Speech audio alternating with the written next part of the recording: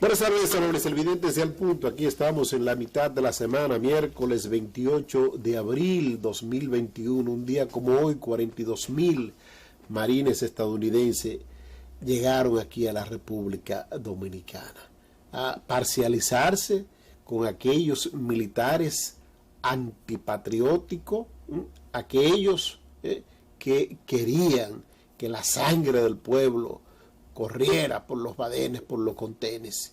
Y así lo hicieron. Mucha sangre corrió. Muchos dominicanos inocentes murieron porque el bombardeo de los aviones de la Fuerza Aérea de la República Dominicana y el tiroteo intenso de las tropas estadounidenses por tierra provocó una cifra indeterminada de hombres y mujeres muertos en la República Dominicana. No solo soldados constitucionalistas los que abogaban por la vuelta a la constitucionalidad, sino una gran cantidad de personas inocentes, porque cuando usted bombardea a lugares como Villafrancisca en aquel entonces, que era el centro de la capital dominicana, como una parte de Villajuana, una parte, porque Villajuana allá todavía en ese entonces, una importante fracción de Villajuana, era prácticamente semi-rural. Cristo Rey estaba naciendo en ese entonces, eso eran fincas de mango. El centro de los héroes, por eso se llama Matahambre, una parte, la feria por ahí, eso eran fincas de mango. Entonces la capital dominicana era Ciudad Colonial, la ciudad Intramuro, Villa Francisca, por ahí por la... Exactamente, por ahí justamente por donde está el Parque Enriquillo. Eso era el centro de la capital en ese entonces, Parque Enriquillo.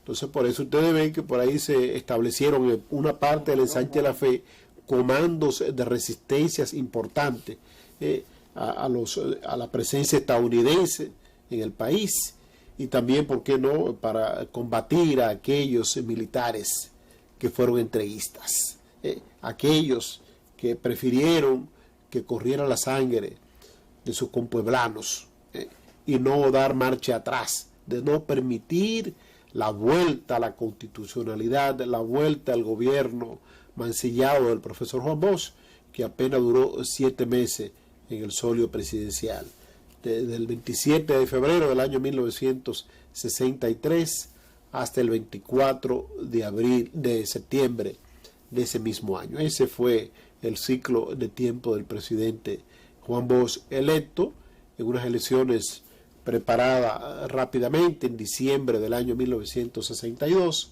y juramentado en el mes de febrero.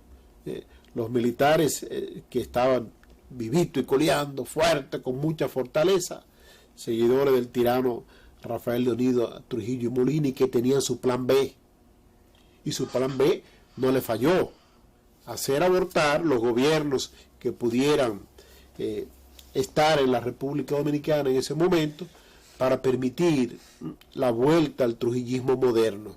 El trujillismo moderno, ¿cuál era? El presidente Balaguer.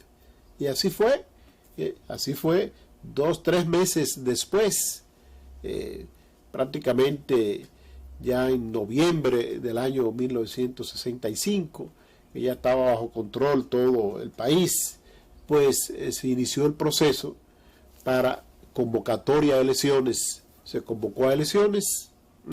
El presidente, el candidato preferido, misteriosamente murió. ¿Cuál era? Héctor García Godoy.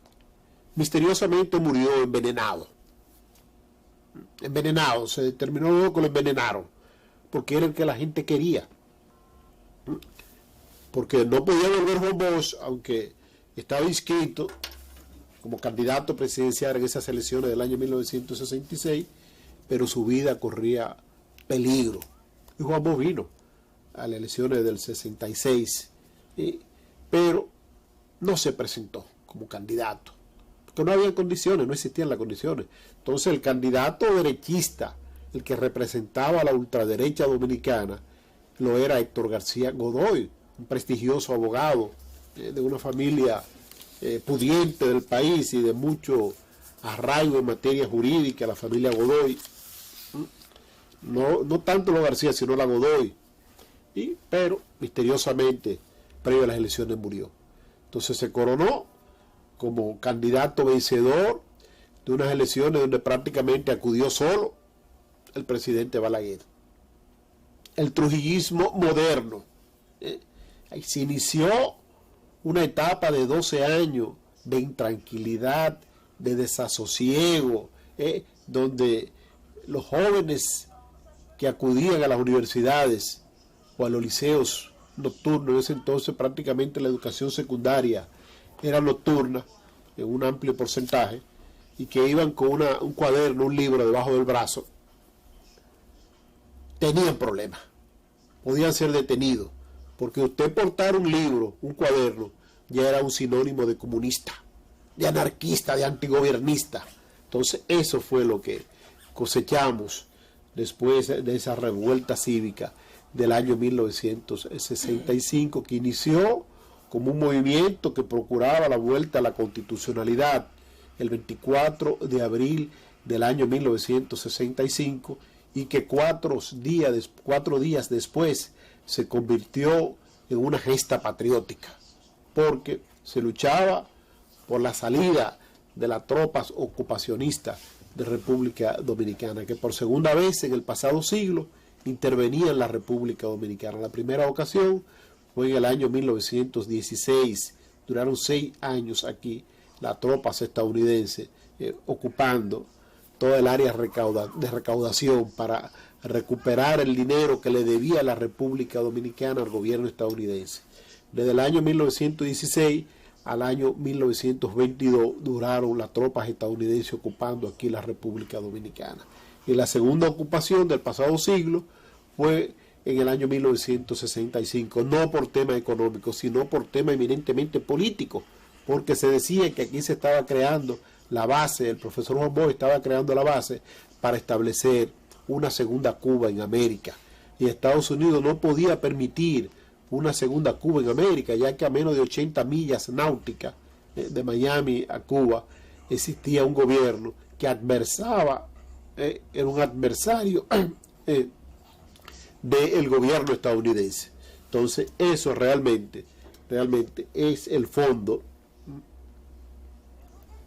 de lo que fue esa revuelta cívica del año 1965, y que debemos siempre, las y los dominicanos, recordar y homenajear a nuestros militares constitucionalistas que lucharon por preservar la dignidad del pueblo dominicano, en contra de aquellos militares entreguistas que lo encabezaba nada más y nada menos que un señor ya de funestos recuerdos para el país, que fue Elías Wessing y Wessing. Ese encabezaba esas tropas que se oponían al movimiento de la vuelta a la constitucionalidad. Le sirvió al presidente Balaguer, pero era un hombre que tenía un pensamiento tan retrógrado, que recuerdo muy bien como ahora, y Ben lo recuerda mejor que yo, porque es un poquitito mayor que yo. En el año 1971, el presidente Balaguer, pues, presentó ante la pantalla de televisión, el Canal 4, tú recuerdas ver, a Elías Wessing y Wessing, y lo presentó como un traidor a la patria, empedernido, como un conspirador, esa fue la palabra, un conspirador empedernido. Entonces ahí concluyó, se fue al exilio, mandaron a Wessing al exilio, pero para que usted vea cómo son la vida, terminó siendo aliado de Balaguer después. Secretario de Fuerzas Armadas. Y ministro de las Fuerzas Armadas. Secretario de las Fuerzas Armadas. Terminó siendo aliado de Balaguer. Para que usted vea cómo son las paradojas de la vida. Entonces, eso quería recordarlo antes de abordar otros temas de la actualidad nacional en la República Dominicana. Entonces, vamos a hacer una pausa y regreso con los temas que tenía en carpeta abordar en el día de hoy.